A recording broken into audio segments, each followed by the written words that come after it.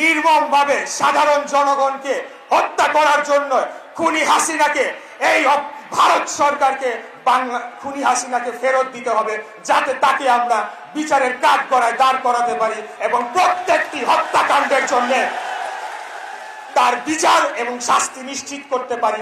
5ই আগস্টে খুনি ফ্যাসিস্ট স্বৈরাচারী শেখ হাসিনা পালিয়ে যাওয়ার পর এখন বাংলাদেশ জাতীয়তাবাদী দলের নেতাকর্মীদের উপর একটি অত্যন্ত গুরু দায়িত্ব এসে পৌঁছেছে। আগামী দিনে বাংলাদেশকে বিনির্মাণে এবং যে ধ্বংসযজ্ঞ রেখে যাওয়া হয়েছিল খুনি হাসিনার আমলে, বাংলাদেশকে লুটপাট করে যে অবস্থায় রেখে যাওয়া হয়েছিল সেখান থেকে উত্তরণ ঘটিয়ে বাংলাদেশের সাধারণ জনগণের যে দুঃখ দুর্দশা কষ্ট সেটিকে লাঘব করার জন্য, সেটিকে দূর করার জন্য এবং বাংলাদেশকে আগামী দিনে একটি উন্নত সমৃদ্ধশীল শক্তিশালী রাষ্ট্রে পরিণত করার জন্য আমাদের নেতা দেশ নায়ক জনাব তারেক রহমানের নেতৃত্বে আমাদের প্রত্যেককে একজন সচেতন এবং দক্ষ রাজনৈতিক কর্মীর পরিচয় দিয়ে নিজেদের কর্মকাণ্ডকে পরিচালনা করতে হবে। আপনারা জানেন যে বিগত 3টি নির্বাচনে বাংলাদেশের নির্বাচন ব্যবস্থাকে সম্পূর্ণরূপে ধ্বংস করে ফেলা হয়েছিল, যার ফলে প্রত্যেকটি স্তরে কোথাও কোনো জবাবদিহিতার কোনো প্রশ্ন ছিল না। জনগণ তাদের ভোট দিয়ে তাদের জনপ্রতিনিধি নির্বাচিত করতে পারে নাই।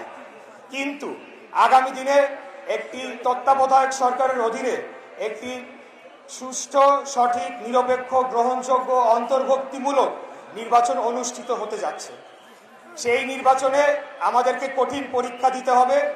আমাদেরকে কেবলমাত্র জনগণের মনকে বিজয় করে বাংলাদেশের রাষ্ট্র ক্ষমতায় বাংলাদেশ জাতীয়তাবাদী দলকে আবার নিয়ে আসতে হবে। বাংলাদেশ জাতীয়তাবাদী দল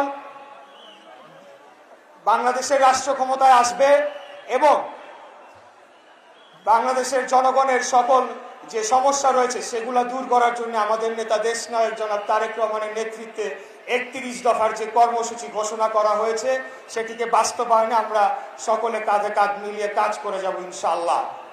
এর পাশাপাশি আমি আরেকটি দাবি জানাতে চাই, সেটি হচ্ছে জুলাই আগস্টে নির্মমভাবে সাধারণ জনগণকে হত্যা করার জন্য খুনি হাসিনাকে এই ভারত সরকারকে খুনি হাসিনাকে ফেরত দিতে হবে, যাতে তাকে আমরা বিচারের কাঠগড়ায় দাঁড় করাতে পারি এবং প্রত্যেকটি হত্যাকাণ্ডের জন্য তার বিচার এবং শাস্তি নিশ্চিত করতে পারি। তা না হলে প্রত্যেকটি জীবন যে শহীদ হয়েছে প্রত্যেকটি শহীদ এটি বৃথা হয়ে যাবে।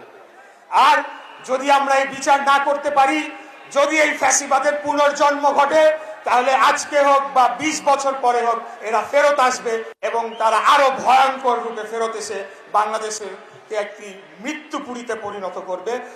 আমি আপনাদের বলতে চাই, একজন তরুণ প্রজন্মের প্রতিনিধি হিসেবে আমরা সর্বদা সজাগ রয়েছি। কোনোভাবে এই আওয়ামী ফ্যাসিবাদের পুনর্জন্ম এই বাংলাদেশের মাটিতে হতে দেয়া হবে না, হবে না, হবে না। এই দেশটা কারো বাবার সম্পত্তি না, এই দেশটা আমাদের সকলের, এই দেশটা বাংলাদেশের জনগণের। এবং আপনারা জানেন যে পার্শ্ববর্তী রাষ্ট্র ভারত এই খুনি হাসিনাকে আশ্রয় দিয়েছে, তাদের উদ্দেশ্য ভালো না। তবে আমি এটাও বলতে চাই যে আমরা বাংলাদেশের 18 কোটি জনগণ আমরা ঐক্যবদ্ধ যদি থাকি, যদি কোনো ধরনের আমাদের অখণ্ডতাকে নিয়ে ছিনিমিনি খেলার চেষ্টা করে, তাহলে আশেপাশে যা রয়েছে সবকিছু ভেঙে ছারখার হয়ে যাবে, কেউ বাঁচতে পারবে না। তাই ভারত এবং ভারতের রাজনীতিবিদদের বলবো, বাংলাদেশের উপর কুদৃষ্টি আপনারা দিবেন না। আমরা সংগঠিত রয়েছি বাংলাদেশের স্বাধীনতা, সার্বভৌমত্ব এবং অখণ্ডতা রক্ষার জন্য 18 কোটি সৈন্য প্রস্তুত রয়েছে সর্বদা। এটি আপনাদেরকে মনে করিয়ে দিয়ে আজকে আমি আমার বক্তব্য শেষ করে আপনাদের থেকে বিদায় নিচ্ছি। খোদা হাফেজ। বাংলাদেশ জিন্দাবাদ, বাংলাদেশ জাতীয়তাবাদী দল জিন্দাবাদ। শহীদ রাষ্ট্রপতি জিয়া রহমান অমর হোক, দেশনেত্রী বেগম খালেদা জিয়া জিন্দাবাদ।